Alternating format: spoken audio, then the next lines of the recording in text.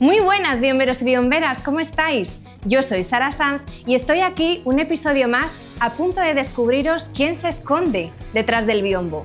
A ver si lo adivináis si os digo que se trata de una editora que rescata a escritores del olvido, que publica literatura gótica y que recompensa a los lectores que apoyan a los autores. Que salga del biombo Montse Ruiz de la editorial Demeter.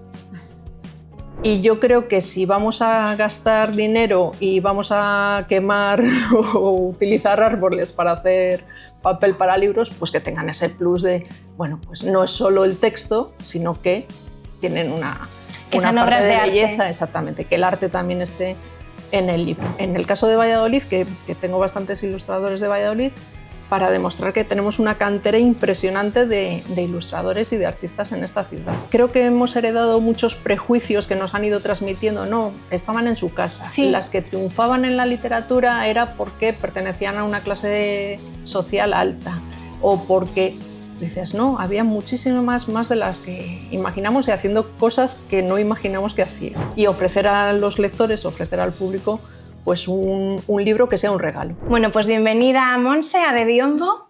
Muchas gracias por invitarme. Pues para mí es un placer que hoy estés aquí en esta librería tan maravillosa que es Aquelarre. Sí, eso también a los de Aquelarre, a Agus y a Eva, también gracias por ceder este espacio. Eso, por acogernos. Y luego, sobre todo, ya anticipar, que lo vamos a hablar más cuando ya entremos de lleno en la entrevista, pero que estéis muy atentos, todos los que estáis viendo y escuchando este podcast, que hay ahora mismo una campaña en Berkami de la editorial Demeter que promete muchas recompensas a los lectores que financien esa antología de relatos que se va a publicar. La idea es sacarlo en septiembre. Si tuviésemos la suerte de poder imprimirlo antes y poder enviarlo a lo mejor en julio, pues se estaría genial, pero bueno, por no pillarnos las manos y asegurarlo, septiembre. Pero la campaña ya está en marcha, pues, y nada, pueden pasar y ver las recompensas que se ofrecen y si hay algo que les llame la atención. Y la idea es esa, que sea una antología de relatos, un poco de enterramientos prematuros, de estas cositas que nos gustan a nosotros, un poco creepy, como digo yo, y yo creo que sí que hay público para estas lecturas. Genial. Pues luego hablaremos más en detalle para que la gente sepa de qué se trata, cómo puede participar y cómo puede adquirir estas recompensas. Si te parece, vamos a empezar presentando un poco qué es la editorial Demeter, con qué fin se funda, sobre todo, qué es lo que al final es el motor de todos los proyectos literarios que salen a la luz. Pues la editorial empezó un poco con la idea de recuperar estos autores nuestros que han quedado en segundo plano porque siempre se reeditan las Bronte, Dráculas, Frankensteins, Lovecraft, Poe, etc. Entonces yo tenía un poco la espinita de decir, nosotros también tenemos ese tipo de autores un poco lúgubres o góticos o macabros en nuestra literatura del siglo XIX, que es española. Claro, que es el momento en el que surge todo este movimiento de lo gótico, el romanticismo que colabora y demás. Yo hice filología hispánica y entonces era pues ese pundonor, ese orgullo de decir, también existe en nuestra literatura este tipo de género. Y luego me gustan mucho los libros ilustrados, me parece que son joyas. Hemos empezado a leer mucho en ebook, en tableta y demás, y yo creo que si vamos a gastar dinero y vamos a quemar o utilizar árboles para hacer papel para libros, pues que tengan ese plus de, bueno, pues no es solo el texto, sino que tienen una parte de belleza, exactamente, que el arte también esté en el libro. Y también en el caso de Valladolid, que tengo bastantes ilustradores de Valladolid, para demostrar que tenemos una cantera impresionante de ilustradores y de artistas en esta ciudad. Entonces ese es el origen de todo, nuestra literatura, nuestros artistas, y ofrecer a los lectores, ofrecer al público, pues un libro que sea un regalo. Eso es, pues muy bonito y muy necesario, ¿no? Poder dar a conocer todos esos autores que muchas veces están olvidados y que además están en nuestro entorno más inmediato. ¿Por qué el primer título de la editorial es Despronceda? ¿Qué destacaría sobre todo de este autor español del siglo XIX tan célebre en el romanticismo? Bueno, pues decidí decantarme por Espronceda porque es el mayor romántico que hemos tenido. Entonces, pensamos en Becker y Becker realmente no es romántico, ya es un precursor del modernismo. Zorrilla también es un poquito posterior a Espronceda. Y yo creo que Espronceda sería eso, como el romántico que cumple todos los requisitos del romanticismo. Y luego este Canto a Teresa que editamos fue un poco un texto que ha quedado también olvidado dentro de lo que era su producción y no deja de ser una elegía a la amante que murió.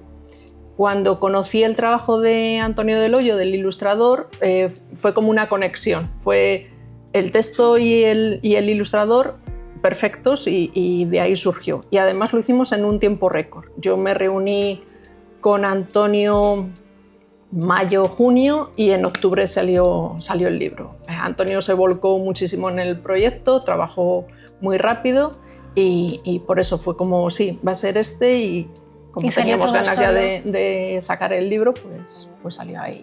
En tiempo récord, además. Sí, fue increíble por eso, porque yo creo que descubrí un texto que a lo mejor lo había leído y lo tenía también olvidado y se emocionó muchísimo y trabajó muy rápido y muy bien. Que en este caso la rapidez no le restó nada a la calidad del producto. Estupendo. ¿Y quiénes son los autores y las autoras olvidadas que has puesto en valor en tu editorial? Pues sobre todo en el caso de autoras está Rosario de Acuña, que fue la segunda que editamos. Yo empecé a descubrir a todas estas mujeres un poco, como digo, tirando como con las cerezas, que coges una y van saliendo las demás. Bueno, pues yo cuando terminé de estudiar empecé a trabajar al poco tiempo y de esto que ya te pones a trabajar y dejar los estudios, casi no vuelves a leer cosas que se están publicando. Y de repente, a partir de un ERTE que tuve en el 2021, volví a leer artículos y ensayos y demás. Y en todos esos años, pues las universidades, los estudios universitarios, habían recuperado y estaban profundizando en toda esa literatura de mujeres del 19. Entonces fue descubrir una y de ahí fui tirando y salieron las demás. Y entonces la primera fue Rosario de Acuña. Y entonces descubrí las vidas increíbles que estas mujeres habían tenido, aparte de la producción literaria que hacían.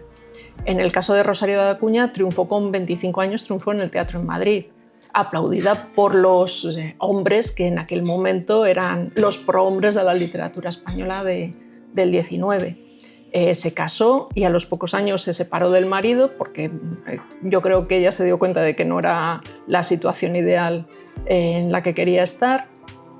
Cambió también de ser una mujer un poquito conservadora por la familia en la que había crecido a ser librepensadora, o sea, a separarse completamente de lo que se esperaba de una mujer del momento, yendo a misa, viviendo con su familia, teniendo hijos, etc. Como más transgresora. Sí, completamente. Entonces, descubrir eso, el valor literario y el valor de romper con lo que se esperaba de ella en esa época, me sorprendió muchísimo y dije, sí, quiero editarla. Y en ese caso elegí a una chica que también rompía mucho con su estilo, con lo que uno podía esperar en un poema narrativo de Rosario de Acuña, y que ese contraste entre la ilustración y el texto pues iba a enriquecer mucho la edición.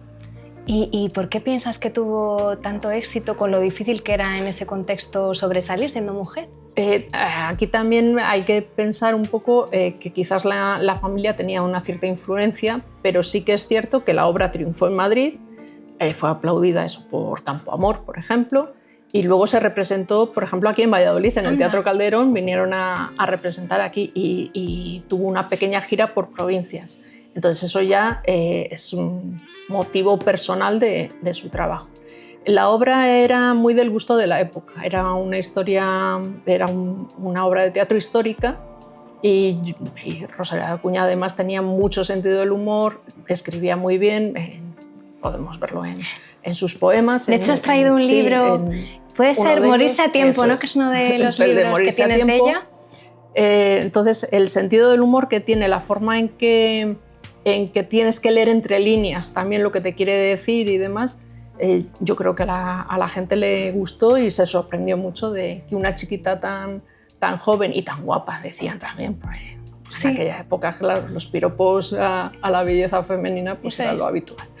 Y a la que gente era muy eso ingeniosa, claro, sí. le gustó.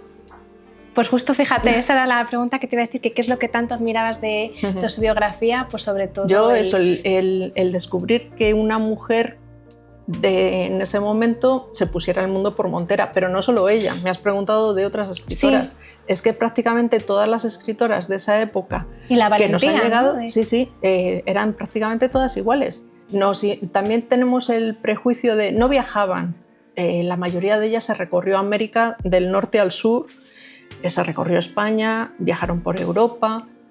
Entonces, creo que hemos heredado muchos prejuicios que nos han ido transmitiendo. No, estaban en su casa. Sí. Las que triunfaban en la literatura era porque pertenecían a una clase social alta o porque, dices, no, había muchísimas más de las que imaginamos y haciendo cosas que no imaginamos que hacían. Sí. Jo, pues qué interesante. Y... ahora ya hablando de... No sé si quieres hablar de algún libro más o a medida que vaya avanzando. A medida que vamos ¿Sí? hablando. Pues sobre todo me interesa saber qué perfil tienen vuestros lectores y qué es eso de la literatura gótica, que creo que sí que has traído algunos ejemplos para que lo podamos entender, que yo es un género desconocido. Bueno, pues cuando hablamos de literatura gótica estamos hablando de finales del siglo XVIII, principios del XIX, aunque se va... de alguna forma se va reinventando a lo largo de los siglos y ahora mismo también hablamos de literatura gótica actual. Pero surge eso del final, por así decir, de la Ilustración, de ese siglo XVIII, de la razón, de la ciencia, donde todo tenía que tener una explicación, pues llega un momento de agotamiento y entonces se recupera un poco no, hay cosas que no se pueden explicar. Hay más cosas, como decían en Shakespeare, en Hamlet, si no me equivoco, hay más cosas en el cielo y en la tierra de las que se pueden explicar a simple vista. Bueno, sí. Pues la idea es esa, que hay que explicar cosas por los sentimientos y hay cosas que no tienen explicación, que tienen un misterio y demás. Y entonces a partir del siglo XVIII se empieza a escribir ese tipo de literatura, aparecen los fantasmas, las situaciones extrañas y demás. El romanticismo lo potencia. Y tenemos ahí pues, a Mary Shelley, por ejemplo, como claro, el principio también. Unos discuten que si es gótico es terror o es ciencia ficción. Bueno, pues estaría ahí entre las dos. Otra mujer que tuvo una biografía y una película sobre ella, increíble que Entonces, en esas condiciones pudiera crear una obra así. Y con 19 años. Sí, jovencísima además. Es que, puedes decir... Alguien que pasa la historia de la literatura te lo imaginas ya peinando canas, sí. Alguien con una experiencia vital que le dé para escribir. Claro, dices que tenía 19 años la criatura y escribió una novela que marca un antes y un después en todo lo que es la literatura, eso de ficción o de terror. A nosotros en España siempre se ha dicho que no había literatura gótica, que no existía porque España, por situaciones políticas, por la religión católica, por la luz que tenemos, no hay fantasmas. Aquí no se desarrolla ese tipo de literatura porque no es lo mismo un Londres lleno de niebla y con siempre lloviendo de luz que da más pie a ellos y que aquí con el sol, y toda esa organización. Pero sí que llega esa literatura y hay gente que sí que dedica su obra a ello. Yo lo descubrí por el trabajo de investigación de una profesora de León, de Miriam López Santos, que sacó su tesis era sobre literatura gótica en España. Y lo que te he dicho antes de las cerezas, pues lo mismo. Digo, anda, pues mira, está este título y este otro y este otro y este otro. Y entonces la idea era recuperar ese tipo de literatura. Sí que es verdad que en el caso de España no abunda tanto la historia del castillo encantado o de la jovencita que pasea por los pasillos y oye ruidos, como es, por ejemplo, Jane Eyre, que no deja de ser una novela gótica. Me preguntas, ¿qué es novela gótica? Pues para nosotros Jane Eyre, Cumbres Borrascosas, es novela gótica, porque están rodeadas y les pasan cosas inexplicables. Cuando Jane Eyre escucha la voz de... Inexplicables por la razón. Claro, entonces ella escucha la voz de Rochester llamándola y ella abandona todo y vuelve donde Rochester. Pues es como eso. Y ella habla de fantasmas en la historia. Entonces, esa literatura, más o menos adaptada a nuestra idiosincrasia, nuestra cultura, pues también aparece. Y lo que sí que tenemos son algunas veces como copias, pero hay cosas originales. Entonces no siempre, había veces que eran como traducciones de cosas que habían triunfado en Francia, lo traducían y ya está. Pero sí que hay textos también originales y inéditos, y es la idea de la editorial también. ¿Y qué autores, por ejemplo?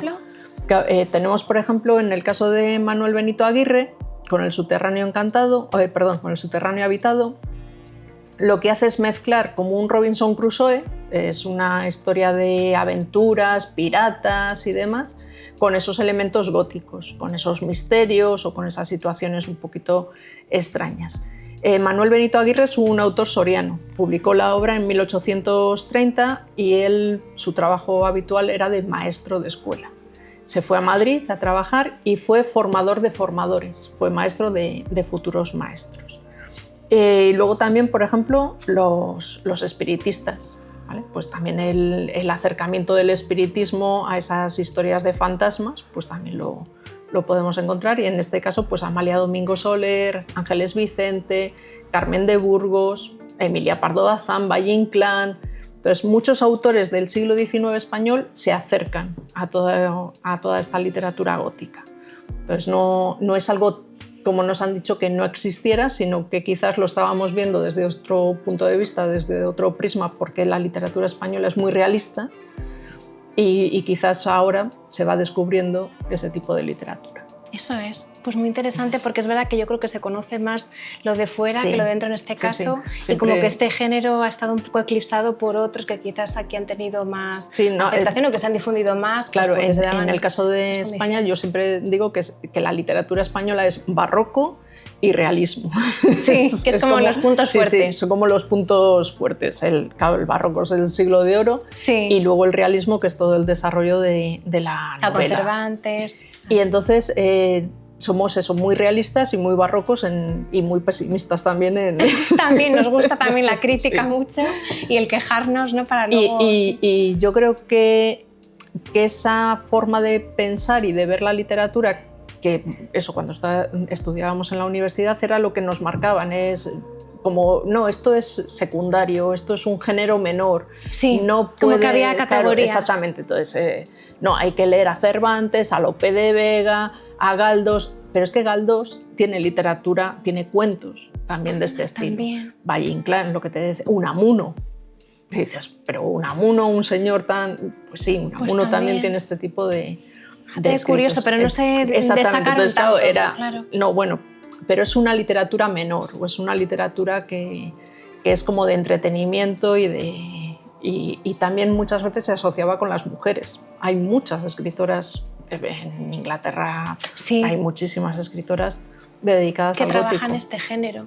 Entonces, por eso que era un poco como... más de soslayo. Pero ahora que justo estamos buscando, ¿no? Que hay esa corriente de buscar cosas diferentes, pues, y de indagar en lo que se había escondido y por qué no, que siempre genera ese misterio sobre, además, literatura que es de misterio, pues claro, es como un momento muy bonito de que aflore todo este género mucho más. Sí, que hay muchísimos lectores, lo que llamamos nosotros el nicho. Hay mucho nicho de lectores que les gusta este tipo de literatura. ¿Y de qué manera están afectando las tecnologías digitales a la capacidad de atención y de concentración en la lectura del público juvenil? Y si se están resintiendo las ventas de libros en papel por este motivo, al menos de los que publicáis vosotros en la editorial. Yo llevo muy poquito tiempo, entonces tampoco tengo capacidad de ver el progreso. Exactamente, no puedo hacer un análisis de pues me ha afectado mucho o no. Entonces también mi idea es publicar un par de títulos al año, cuidar mucho lo que es la edición. Imprimimos aquí en Castilla y León, en Palencia, es la imprenta donde estoy trabajando ahora. Entonces, bueno, yo por mi experiencia no puedo decir, pues sí, está afectando mucho o no. Lo que sí que me ha dicho algún lector es, por ejemplo, incluso ilustradores que conocí el año pasado, que los libros están muy bien pensados para dar tiempo. Entonces dice, frente a esto de las nuevas tecnologías, que tienes eso, que pasar el scroll, ¿no? Hacer scroll todo el tiempo y que sea un consumo rápido. Muy inmediato. Exactamente. Entonces, por ejemplo, en este de Tan solo los muertos, es una única rima de Bécquer. Decidimos poner estrofa e ilustración, ¿vale? Entonces, claro, cada en tu una... caso a lo mejor no se afecta tanto la editorial. Exactamente. Porque apostáis por libros ilustrados. Entonces, en papel, ¿no? Es claro. ilustración y estrofa. Y me decían eso, dice, claro, vas creando el ritmo que tiene que llevar el lector. Si pusiéramos todo el texto seguido y sería un consumo, exacto, sería un consumo rápido y demás. Entonces, que la maquetación, la estructura que le ponemos al libro también ayuda a que el lector se pare un momento, lea, mire las ilustraciones, disfrute de ellas, encuentre detalles, porque llevan mucho detalle también, y que se tome ese tiempo de leer otra vez. Sí, como que favorece la concentración, todo el proceso de maquetación, y de alternar imagen con texto. Sí, sí. Además, entonces, fíjate, negro como que también invita a meterte más en la historia. Que el libro, lo que te comentaba antes, que el libro sea un regalo para uno mismo o para otra persona y que sea un objeto que te diga algo, que no sea solamente, vale, hay lectores que me dicen, no, es que son muy cortitos, son pequeños. Digo, bueno, yo no hago libros por peso, ¿no? Sí. No. Digo, venga, a ver. Por cantidad de páginas. Claro, porque dices, en 500 páginas. Pues sí, si a alguien le gusta ese tipo de literatura, de novela río que llamamos, ¿no? Que dices, no, quiero toda una familia generación tras generación, que me encanta. Claro, pero es otro tipo de literatura. Estos libros que editamos nosotros son más, bueno, pues pequeñas joyitas, como digo yo. Es algo que compras por el placer de tener un libro diferente. Y no vas a encontrar editados estos libros en ninguna otra editorial. Entonces, yo sé que tengo algo que es muy único. Exacto. Entonces, no hay... Canto a Teresa no está editado, ilustrado en ningún otro sitio. Una rima única de Bécquer no está ilustrada en ningún otro sitio. Entonces, me gusta saber que tengo algo único y que si a alguien le gusta ese tipo de literatura, le gusta esto, lo va a encontrar aquí. Eso es. Y sobre todo, además, me parece una buena manera de adaptarte a los tiempos digitales, porque la gente que diga es que no tengo tiempo para leer, pues en este caso son obras muy pequeñitas que además combinan imagen con texto, o sea que el texto tampoco va a ser muy grande y que personas con poco tiempo podrían perfectamente leerlas y conservarlas y disfrutarlas, ¿no? Que también es la idea, por lo que comentabas de la ilustración. Y como de pequeñas colecciones, ¿no? También estoy viendo yo de piezas únicas de literatura ilustrada. También me lo comentó una lectora, dice, tengo ya la colección, o voy haciendo la colección. Sí, digo, claro. Pues mira. Eso es, sí, que también planteada como una colección de meter. Total. Y en esta sociedad tan visual en que vivimos, ¿qué importancia dais a las ilustraciones? Que como ya estamos viendo muchas en la editorial Demeter, y si queréis nombrar algún o varios ilustradores con los que trabajáis o que quisierais destacar, que son los que más ilustran los trabajos literarios. Claro, para mí es muy importante el trabajo del ilustrador, porque selecciona al ilustrador bien porque tenga un estilo muy personal y muy característico y vaya a crear algo completamente, como se dice ahora, disruptivo con el texto, o bien porque sé que tiene un punto gótico y que también va a captar muy bien cuál es la esencia de la editorial. Entonces los ilustradores son seleccionados por esos motivos. No hay ningún criterio más allá del trabajo propio del ilustrador. Sí que es verdad que apuesto mucho por los ilustradores de Valladolid porque me gusta tomarme un café con ellos, poder hablar, poder discutir, pues ¿qué te ha parecido el texto? Pues esto, he pensado esta idea. Y entonces esa posibilidad de quedar con el ilustrador y de conocerlos en persona y poder debatir que ahora con las nuevas tecnologías, con una entrevista por Zoom o Skype o pero lo que no sea, es lo mismo. Pero no es lo mismo, efectivamente. Entonces el contacto, por ejemplo, en el caso de Roger Olmos, el que hizo Tan solo los muertos, sí que habíamos tenido contacto a través de Skype, pero aproveché un pequeño viaje que hice a Barcelona para ir y tomarnos un café y poder conocernos en persona. Luego ha venido él aquí cuando ya estaba publicado el libro, el año pasado en octubre vino. Entonces es la cuestión esa del contacto personal y poder que es conocer mucho más rico, claro, además, poder conocer su punto de vista desde primera mano. Claro, lo que te comentaba en el caso de Antonio del Hoyo, que es el primero, que es el de Canto a Teresa, pues es de aquí de Valladolid, y su trabajo, por ejemplo, creo que vamos a comentar luego sobre las nuevas tecnologías también, la inteligencia artificial, pero en este caso lo hace con técnica digital. No es inteligencia artificial, sino que en lugar de trabajar con un lapicero y un papel, pues lo hace sobre una tablet, sí, por así decir. Pero no desmerece en nada de un trabajo hecho con acuarela, como es el caso de Jen del Pozo, que trabaja acuarela. ¿Vale? Entonces, cada uno de ellos elige con su estilo. Exactamente, tiene su estilo, elige la técnica con la que se siente más cómodo. Roger trabaja todo con óleo, que es impresionante, el que pueda, a mí me admira que tenga esa capacidad de detalle y lo rápido que trabaja, porque ya conoce bien la técnica. Entonces, cada uno eso elige la técnica que quiere, los colores que quiere, el estilo que quiere darle al texto, y es solo un intercambio de opiniones. Y alguna vez sí que a lo mejor les he comentado, pues este detalle de aquí, cámbialo. Pero tienen libertad creativa. Tienen libertad creativa porque, prácticamente 100%. Porque son profesionales y porque yo lo único que puedo decir es me gusta. Sí. Me gusta mucho, me sorprende lo que estás haciendo, es increíble. No puedes decirles más. Eso es. Y a la caza de qué talentos literarios estás ahora mismo. Y luego también háblanos de la campaña en Berkami para poder publicar esa antología de relatos y para poder decirles en detalle cómo participar a toda la audiencia de Biombo. Pues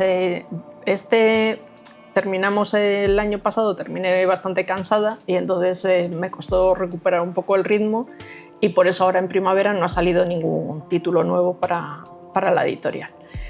Y entonces firmé 3 contratos hace un mes y pico para sacar un par de ellos en septiembre, octubre y otro para la primavera próxima. El que estamos ahora con el Berkami son antología de relatos de autores españoles del 19, por supuesto, y algunos los encontré a través de la hemeroteca. Entonces, buscando, digo, bueno, tiene que haber este tipo de historias. Y algunos lo encontré en la hemeroteca, creo, hasta donde yo sé, que no estaban publicados un par de ellos, me parece. Pero bueno, es cuestión de investigar más y sacarlo. Y luego uno que tengo en secreto, que yo creo que va a ser una sorpresa, lo que te puedo adelantar es que es una obra de teatro. Anda. Entonces tenemos poesía, tenemos novela, tenemos relatos. Y el siguiente, después de esta antología que está ahora en el Berkami, será una obra de teatro, ¿vale? Y hasta ahí puedo leer. Y el ilustrador, igual que para la antología, también son de Valladolid. Lucía Vázquez de Prada es la artista que está ilustrando los relatos de la antología, y Sergio Arranz es el encargado de esta obra de teatro que desvelaremos. ¿En el 2025? Y para el 2025 es una novela. La ilustradora es Irina Girondel, se la conoce tiene el nombre artístico de Irina Girondel, y es una novela de tipo exótico, ¿vale? También un escritor español, de Granada además, pero es una novela muy exótica. Ay, ¿pero en qué sentido exótico? Bueno, claro que pues, no se puede desvelar más. Exótico oriental. ¡Anda! ¡Ay, qué curioso! Oriental, una historia, por supuesto, gótica, con todos esos aspectos de misterio y demás, pero ambientada, el escritor la ambientó en Oriente. Porque claro, en Demeter publicáis 2 obras cada año y este año serían todas estas en ciernes más las que se publican. Entonces este año 2 saldrán en otoño y la siguiente, la novela, saldrá en la primavera del 26. Entendido. Vamos, que va a haber un montón de títulos, así que sí, de todos además los estilos, géneros. Por eso ya yo creo que prácticamente tenemos toda poesía, completa. Relatos, novelas y teatro, que era lo que nos faltaba. Eso es. Cualquier lector que le apetezca más un género u otro va a tener su libro. Encontrar. Sí, Eso es. Y cuéntanos más en detalle sobre la campaña en Berkami, dónde se puede consultar, cómo se puede participar y qué tipo de recompensas. Para la gente que no sepa cómo funciona el crowdfunding, ¿de qué manera pueden participar? Pues es muy sencillo, si nos siguen por redes sociales, en Instagram o en Twitter, tenemos siempre puesto algún post donde se explica un poquito dónde está el enlace y demás. Un crowdfunding o un micromecenazgo no es más que una especie de preventa. Entonces, yo quiero este libro, pero no está ahora mismo disponible en la librería o en la página web, porque va a salir en los próximos meses y demás. Lo que haces es comprarlo ahora y cuando esté listo después de imprimir, se envía directamente a casa. Para poder atraer a más lectores, lo que hacemos es ofrecerles cosas que solo van a conseguir a través de ese crowdfunding. Decimos Berkami porque la plataforma en la que estamos se llama Berkami. Habría otras, pero nosotros hemos elegido Berkami. Entonces, por ejemplo, si solo es el libro, nuestros libros ilustrados tienen un precio de 15 euros.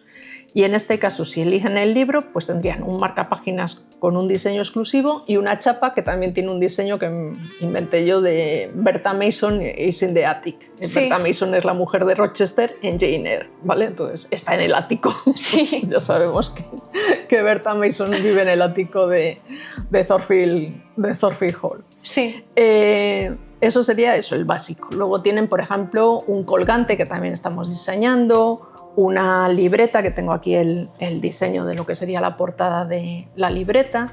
Entonces van eligiendo diferentes recompensas, además del libro. Y eso nos ayuda a llegar a un objetivo. Ese objetivo en este caso son 3.000 euros. ¿Para qué son esos 3.000 euros? Principalmente para la imprenta, porque la imprenta se lleva 1.600 euros. Y el resto, la plataforma se lleva el 6%, 6,5%. Hacienda, lógicamente hay que pagarle. Hacienda somos todos. Hacienda somos todos y en este caso también. Y luego los envíos por correo, que son gratuitos, sí. Esto que lo quieran certificado y demás. Y más o menos se quedaría, si conseguimos los 3.000, se quedaría en 2.200. Con esos 2.200, imprenta, que es el gasto más importante que hay.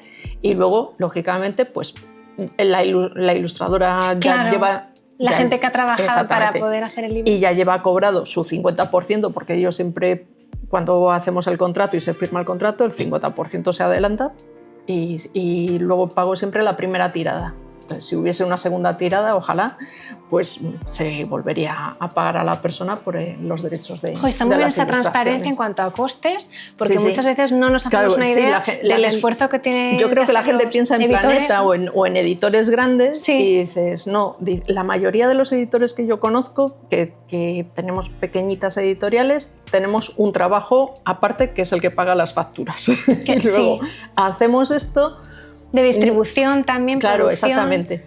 Entonces, selección de... Hacemos esta otra parte porque nos gusta la literatura y porque cada uno, todos los que conozco, están como dedicados a un tipo de literatura muy en concreto que probablemente no encontrarías eso, ni en Anagrama, ni en Planeta, ni en las que conocemos todos.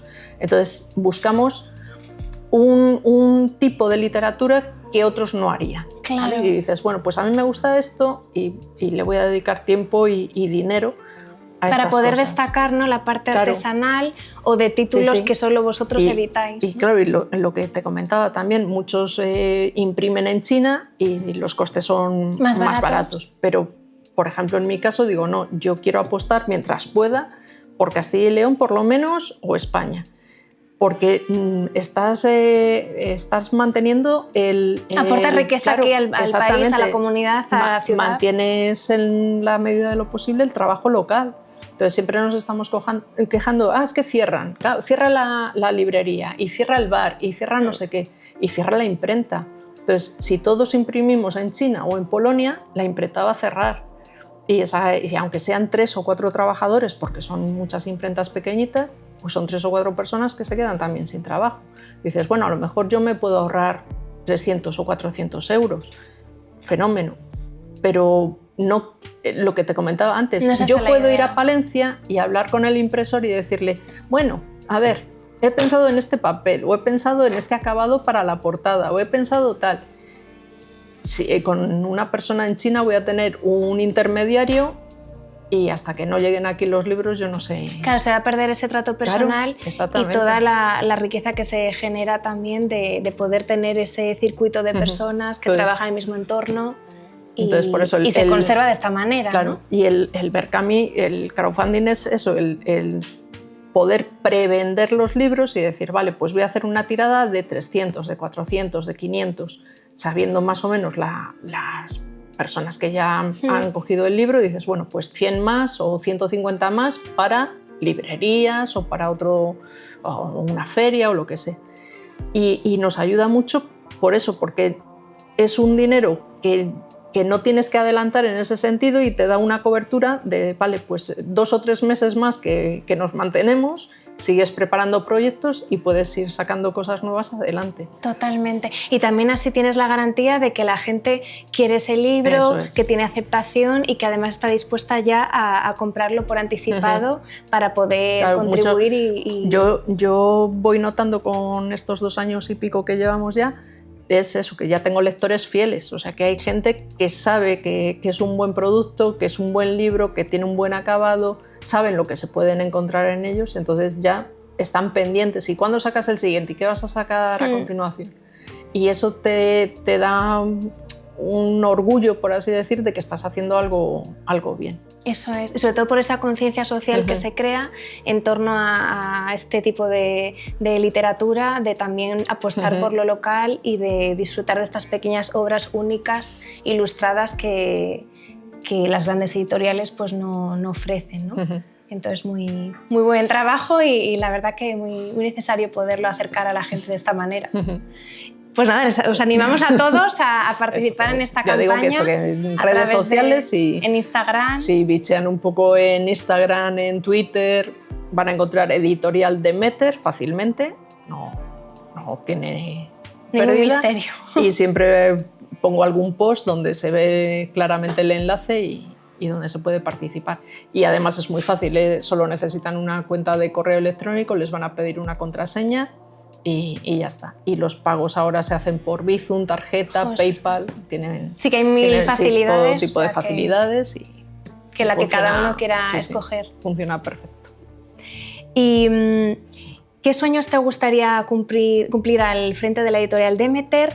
¿Y qué es lo que más admiras de Emilia Pardo Bazán, que es una escritora muy importante, que sobre todo a mí lo que más me gusta de ella es que apostó por la instrucción de las mujeres para la defensa de sus derechos, que al final es el acceso a todo, ¿no? Luego la fuente de riqueza y el poder tener una autonomía, una independencia económica para poder luego crear, ¿no? Pues mi sueño sería eso, poder seguir recuperando obras. Hemos sacado a Becker, hemos sacado a Espronceda un poco como cabezas de cartel. Entonces, lo bueno es cuando vas a una feria o a algún sitio y dices, sí, tenemos esto de Espronceda. Ah, sí, el de 100 caños por banda. Entonces, vale, todo el mundo lo identifica. A Becker, por supuesto. Pero ellos ayudan a que esos otros que no son tan conocidos estén a su lado y la gente diga, ah, ¿y este? Y les cuentes la historia de esos otros escritores.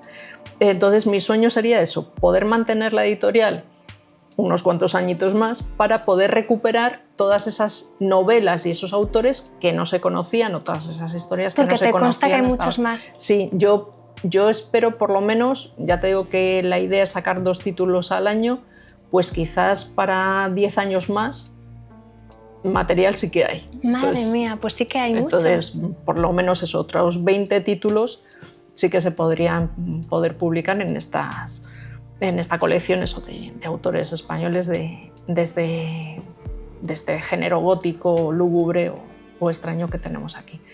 Entonces ese es mi sueño, mantenerlo. Sí, mantenerlo y poder recuperar exactamente, esos escritores y escritoras. Y como digo yo, en toda España no hay 300, 400 lectores de este tipo de literatura, entonces es poder llegar a esos. No pido miles de lectores, con 300, 400 mantenemos la editorial. Mantener la calidad, ¿no? Que es lo que a mí más me ha quedado claro, que es por lo que más apuestas, aparte de para dar visibilidad a autores el poder invisibilizados o desconocidos para el momento presente, ¿no? Y en el caso de Emilia... Sí, ahora te digo por qué te lo pregunto. Vale, Emilia iba a aparecer en este de Espiritistas. La ilustradora de Espiritistas es Laura Montes. Entonces, cuando le di los textos a Laura, iba uno de Emilia Pardo Bazán. ¿Vale? Sí, hay un poco las ilustraciones de Laura. Entonces iba uno de Emilia Pardo Bazán. Pero dándole vueltas, dije, no, digo, este relato no va bien con el resto de los relatos que tenemos ahí. Y la saqué. Entonces quedé un día con Laura a tomar un café. Digo, sí. Laura, mira que tenemos que hablar en esta relación que tenemos. Y nada, esa frase siempre suena muy mal. Entonces, yo estuve varios días pensando, digo, a ver cómo se lo planteo, porque ya tenía las ilustraciones terminadas y todo. Y tener que sacar una de sus ilustraciones pues era un palo. Y entonces digo, mira, que he pensado que no, porque voy a hacer otro que es el que está ahora en el crowdfunding, con este tipo de relatos, y ahí sí va a estar doña Emilia Pardo Bazán. ¿Vale? Y lo que me decías de qué admiro de Emilia Pardo Bazán, efectivamente fue una de las luchadoras por la igualdad de la mujer, una, vamos a decir, pionera del feminismo. Es quizás la más conocida. Sí. Entonces, si todo el mundo te pregunta por una autora del siglo XIX, probablemente el primer nombre que les viene a la cabeza es Emilia Pardo Bazán. Puede ser también Rosalía de Castro o Carolina Coronado, pero yo creo que seguramente sería Emilia Pardo Bazán. Pero no es la única. Rosario de Acuña, Ángeles Vicente, María Ángeles de Ayala, hay muchísimas que estaban en ese mismo nivel, que sí, podía estar ella. Caras más visibles y caras menos visibles, pero es lógico, estaban todas ahí. Claro, pero es lógico que siempre hay como una abanderada y alguien que destaca. Y igual que las demás, pues otra mujer que se puso el mundo por montera y estaba casada, tenía su marido, pero tuvo una relación que ya todos conocemos con Galdós, además muy graciosa, con esos intercambios de cartas que se traían el uno y el otro. Inventaron los emojis, se ponían... Ah, sí, sí, fíjate, no lo sabía. En las cartas se ponían caritas y corazoncitos y cosas de estas. Parece que estaban escribiéndose por adelantando WhatsApp, el futuro. Sí, en lugar de por carta. Y es eso, pues es una mujer que muy peleona, y que quería pertenecer a la Real Academia y que luchó, no lo consiguió, pero son mujeres muy, muy peleonas. Entonces, muy perseverantes, ¿no? Y sí, y que nosotras hemos conseguido muchísimo gracias a todas ellas. Luego pasamos por una época oscura donde desapareció este legado, pero si todas ellas no hubiesen luchado en su momento, si no se hubiesen quedado, o si se hubiesen quedado en casa haciendo lo que se esperaba de sus labores y demás, y hubiesen escrito solo como algo de entretenimiento, probablemente no hubiese habido una segunda generación y una tercera, y a nosotras nos habría costado muchísimo más llegar a donde hemos llegado. Total, sí, porque todavía sigue habiendo pocas mujeres editoras. Sí, ¿no? sí, sí. Te comentaba antes eso, que cuando yo voy a ferias somos poquitas. La mayoría son hombres. Aquí en Valladolid yo sé que hay un par de compañeras más que editan sobre todo infantil, también libro ilustrado, pero más infantil y demás. Y creo que el resto son hombres. Entonces, y justo al revés, en el siglo XIX, sobre todo de periódicos y revistas, había muchísimas mujeres. Había cientos de mujeres, sí, editando sus propias revistas y demás. Sí, que por épocas, ¿no? Defendiendo la educación, la igualdad de la mujer. Entonces, bueno, pues a ver si hacemos un club de mujeres editoras. Eso es. Y nos apoyamos unas a otras. Perfecto. Pero sí que hay muchas, ¿eh? Pues te lo pregunto porque justo el libro que te voy a regalar aquí de Aquelarre es La cita de Emilia Pardo Bazán, para que te dé la fuerza para continuar con todos tus proyectos desde la editorial de Mister. Pues muchas gracias, y este no lo tenía. ¡Ay, mira qué bien! Bueno, me la han chivado, que ya sabía que no lo tenías porque aquí te conocen muy bien en Aquelarre. Así que nada, pues... dedicado y todo. Pues nada, pues muchas gracias, Sara. Que lo disfrutes mucho. Y gracias por la oportunidad de participar en tu programa. Para mí es un programa. Sí, en este podcast tan maravilloso por la gente que viene. Y darnos la oportunidad a todos los que estamos aquí en Valladolid moviendo cosas culturales, artísticas y... de conocer lo que hacemos y que tengamos este altavoz. Muchas gracias. Pues muchísimas gracias, Montse. Eres un encanto. Gracias. Pues nada, hasta aquí la entrevista de hoy. Si os ha gustado, compartidla con alguien especial y hasta la próxima.